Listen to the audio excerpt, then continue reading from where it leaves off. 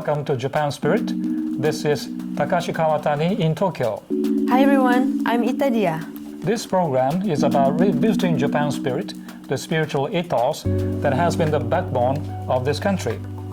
Here in Japan, alarming events are happening every day, indicating the disintegration of national culture, public morality, family ties, and national pride. How can we build a kinder and more vibrant community by leveraging our traditions? This is what we are exploring in this program. In 2015, December 28th, Japanese and Korean foreign ministers did a joint press conference about the so-called comfort women issue. This news was covered globally, and much of the report was about Japan has finally admitted the so-called sex slave system and apologized about it. However, this year, on January 18th, Prime Minister Shinzo Abe explained about the so-called military involvement as follows in the National Diet. I have been consistent in saying that military brothels were set up at the request of the military authorities, and that the Imperial Japanese Army was directly or indirectly involved in the construction, management, and transfer of women, and that recruitment was conducted mostly by private recruiters who acted in response to the request of the military authorities. As you can see, media report and position of Japanese government are entirely different. What would be the reasons for the difference? Today we have Professor Tsutomu Nishioka of Tokyo Christian University, an expert of comfort women issue, to hear what he has to say. Professor, welcome to the program. Thank you. My first question to you, sir, is about during the last war, how exactly was the military involved in the Brussels? 安倍総理が今年1月国会で答弁しているんですけれども、朝鮮半島においては軍による強制連行は証明されていません。慰安所の設置、それから慰安婦の移送、病気防止を含む管理に軍が関与したということです。慰安婦は民間業者に雇われていて報酬を得ていました。アメリカ政府も米国内の公文書を調査したのですが、強制連行の証拠は出てきませんでした。Right. So there are two conflicting views, Japan and Korea. Where does such a view as a sex slave come from? 朝日新聞など日本のマスコミが朝鮮半島で奴隷狩りのような強制連行があったという嘘のキャンペーンをしたんですね。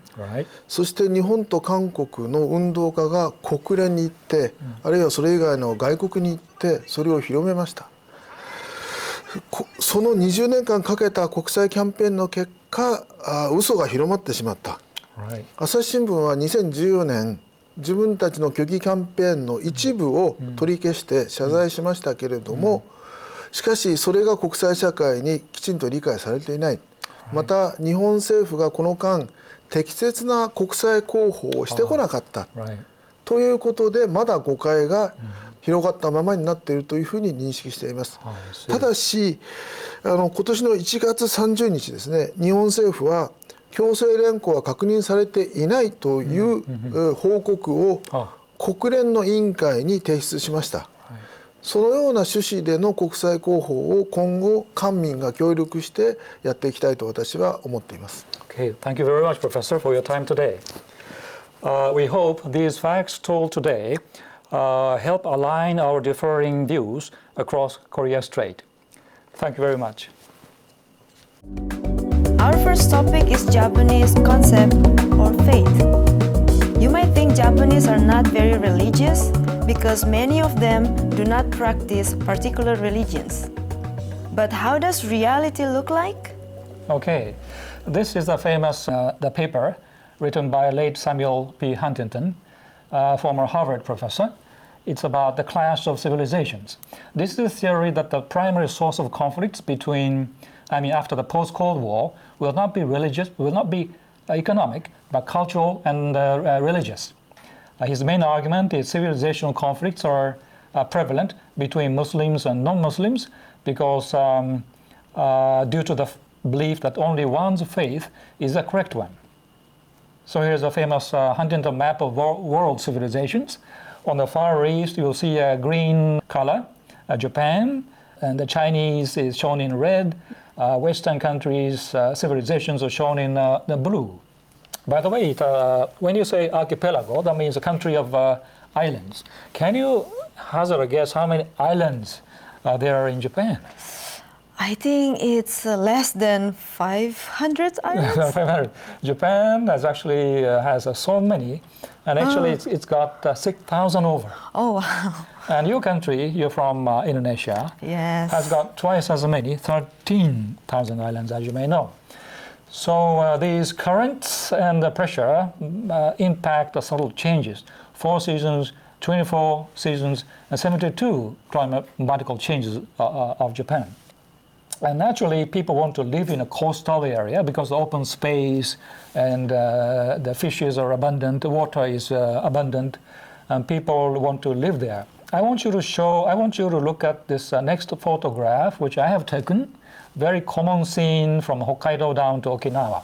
Do you find something interesting or just a boring village photo? I think this is interesting because there's many houses near the mountain, and there's surrounding by the forest. Yes, exactly. And whatnot. Yeah, if you look at the houses, the way houses are built so closely together, it looks like 3 or 4 or 5 houses are built around in the same compound. And forests are very near. Yes. There could be a river flowing right alongside, and this village could be facing the sea. Then it's a typical coastal land, which you would find from north to south. Now my question to the viewers and to you is, can we imagine what kind of national character, people's mentality, people's character will be developed if you continue to live in such an environment? What do you mean by that?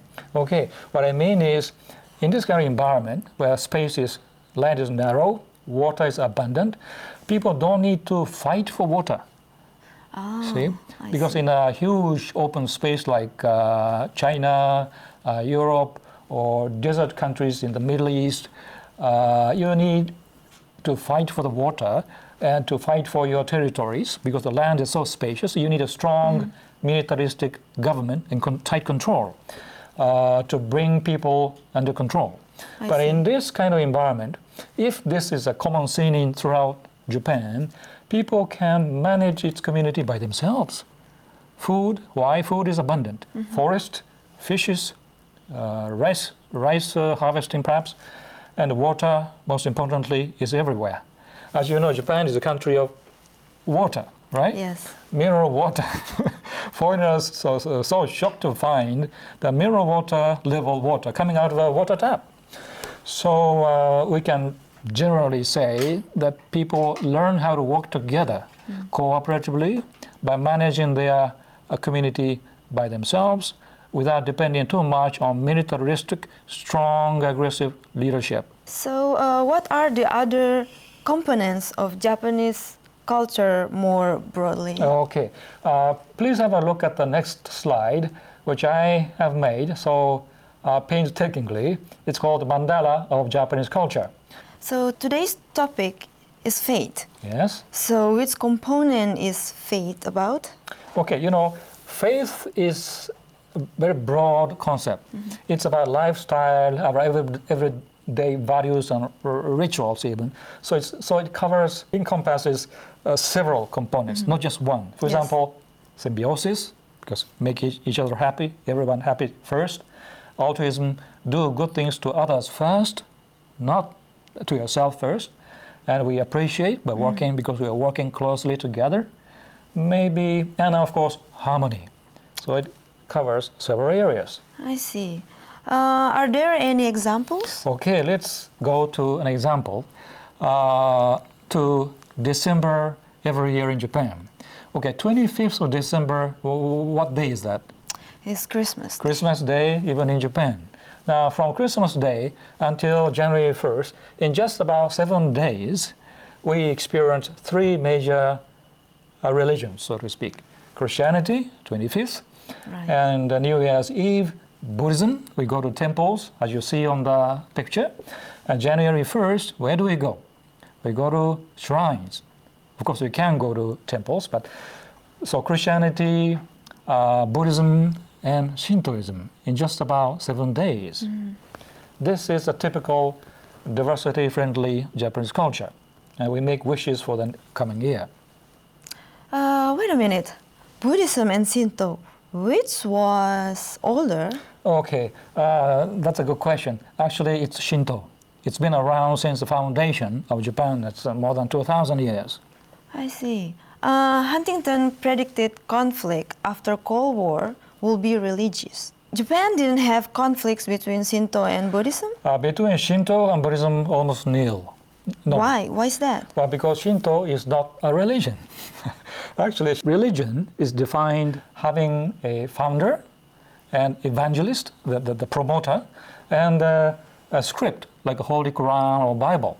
Shinto has none of them. And therefore, when Buddhism was introduced to Japan through China in the 6th century, people tried to reconcile incoming Buddhism with the traditional Shintoism. And actually, have you visited the Shinto shrine, by the way? Yes, I did. I'm sure because you live in Japan Yes. for such a long time. If you go to Shinto shrine, sometimes you'll find Buddhist ornaments and Buddhist, temples within the compound of a Shinto shrine, and vice versa. Do you think it's common to find a Muslim mosque within the compound of a Christian churches, or vice versa? Maybe no. I think it is not very common. Yes. So this is a typical example, and this practice called Shinbutsu Shugo in Japanese, or syncretism, or happy marriage between Shintoism and Buddhism. This photo is about a person named Konosuke Matsushita, the founder of Panasonic Corporation. See, this is called a Matsushita Shrine. Even a person becomes a god? That's right. When people die in Japan, you become God. So he, having done a contribution to the society, is worshipped as kind of a god. Now on its right, is the person is enshrined, but the next photo is about the tractor. Toyota tractor is also put there for purification, for worship. A person, cars, and tractors. Everyone gets a chance to be prayed in this country. So this practice is the merger of Buddhism and Shintoism? Shintoism, that's right. Not only, not only two, but Christian also is pretty much a common thing. For example, very strong believers of Shintoism or Buddhism may send their children to Christian universities, Christian schools. It also happens, right? I see. Now we are hearing the sound of hooting or the wind bell.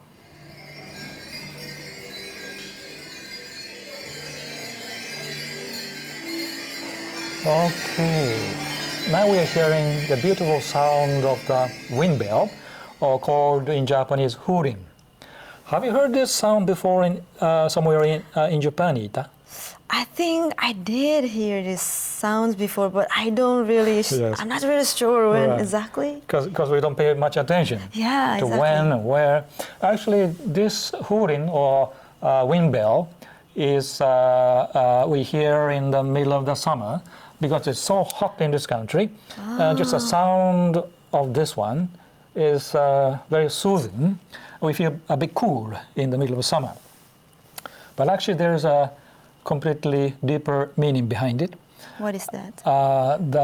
This sound is a reminder that the gods are everywhere around us, protecting our life, even in the wind. See? Because we're talking about how faith is closely associated with our daily life.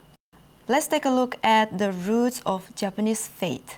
Okay. To go back to the roots of the faith, I'd like to compare Christian Bibles and another Japanese book of history.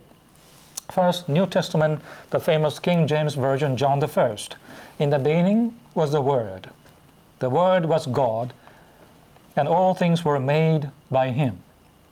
If you look at the bold letter part. So in the beginning was the God. He created everything else. If you go to Old Testament, a book of Genesis, chapter 1, it says, in the beginning when God created the heavens and the earth. So from this book you see, in the beginning was God, and he created the heavens and the earth. Mm-hmm. Now how is the parallel in the book of history of Japan? There's a book called Kojiki in Japanese. It's a record of ancient matters. In its preface, actually it's a book in early 8th century, Japan's oldest book of history. The preface reads something like this. Again, this bold letter. Now, when chaos had begun to condense, so in the beginning was a chaos, not a God. Mm-hmm. And heaven and the earth first parted. So it looks like chaos was the beginning, and from there, heavens and earth and other things, including the deities, seems to have born out of that. Now, same book of ancient matters, section 1, the beginning of heaven and the earth, it reads, the names of the deities that were born next from a thing that sprouted up like onto a reed shoot. Okay, forget about the other small words. So it reads that even the deities are born from a reed shoot. It's a plant. In a lake, in a lake type of a place where Medusa-like animals are floating. Medusa is like a jellyfish. So you like a pond or lakes where reed shoots grow and jellyfish are all around. Then the gods came out of there. So in other words, the conclusion is... Conclusion is, in Christianity, God created nature. In Shintoistic Japan, there was nature before God. I can even say nature gave birth to God. Mm-hmm. So nature is a very divine, a special thing, so close to us, to the Japanese people. Let's take a look at it in a diagram. Okay, on the left is one almighty God, Western model. It's called monotheism. That means our people who believe in one God, right? God created man and the nature as well. On its right is a Japan model, which is polytheism, meaning people who believe in one religion. I mean, more than one religion, sorry. Several religious beliefs, values at the same time, without internal conflict. Nature was there in the beginning that gave birth to kami gods. Kami is a Japanese translation of Japanese word for God, right? Mm-hmm. Kami gods. Now I put it in a plural form, mm-hmm. gods. How many gods do the Japanese people say we have in Japan? Yeah, it's more than one, maybe 10? Okay, the number actually doesn't matter. No, nobody knows how many. Nobody knows. In colloquial Japanese conversation, we say, Yaorozu no kami, 8 million, literally speaking. Oh, wow, there's a lot. It just shows many. 8 million doesn't mean anything. Second example is from a countryside near Tokyo. All right. This photo is the one I have taken myself. And I was walking along the river, and I saw this red color banner. It says, "Irashaimase, welcome to the shop." Well, there's a shop here. Yes. Doesn't seem to anybody there. Then we found something behind the bamboo straw there. Then I found this box. What does it look like? I think this is a vending machine? Vending machine. When you first came to Japan some time ago, yes. I'm sure you noticed many vending machines in Japan. A lot. Yeah? And you're supposed to put 100 yen coin there, of course, right? Ah, interesting. So my question is, what would happen to the money? I don't think, well, it's supposed to be stolen, but I don't think Japanese people steal. What makes you say so? I have no idea. In my head, Japanese people don't steal. Don't steal. That's your experience. Yes, I don't know what's behind that.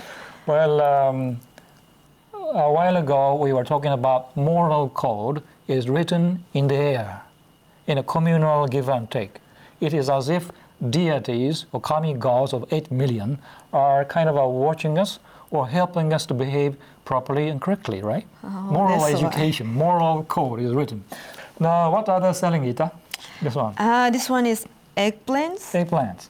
How much is it? 100 yen. Another 100 yen. 50. So, yeah, there's a slot there for the money to go in. So the moral code is there, everywhere. Oh, wow. Right? If this were a board, it's easier to take it away, but Yes. in theory, people are not supposed to steal in Japan, right? The moral code is written in a communal relationship This is amazing. before legal punishment happens.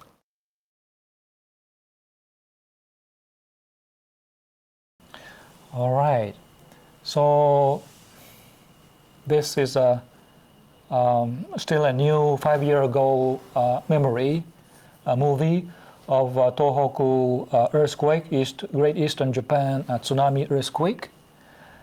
And it's widely globally reported. A lot of support came from all over the world, even from your country, Indonesia, Yes. of course. Now, I was watching TV right after this disaster. I heard an old woman saying like this in a TV interview. She said, "It is so lucky that this once-in-a-century catastrophe or disaster has happened to me now." And she said, if it would have happened later, not to me, but to somebody else, right? Because it's in the later future. She said, my grandchildren would have suffered. Yeah. So she is saying, I was so lucky it happened to me, and of course I have survived, rather than giving this chance to disaster to someone else in the later years. So Japanese people, at least this example is telling us that they don't complain back to the nature. They don't attack the God for what he has done to us. So both good things from nature we appreciate, but also bad things or the menace of nature we may not appreciate, but we at least try to accept it because it's an act of God. Oh. It's so closely related, not only good, bright side of our life, but the Yes. sad side or disastrous side of our life. It's very powerful. Okay, so how was today's topic, Ita? I think it's very, very interesting, and there's so many things, like from a simple thing, but it's very new for me Okay.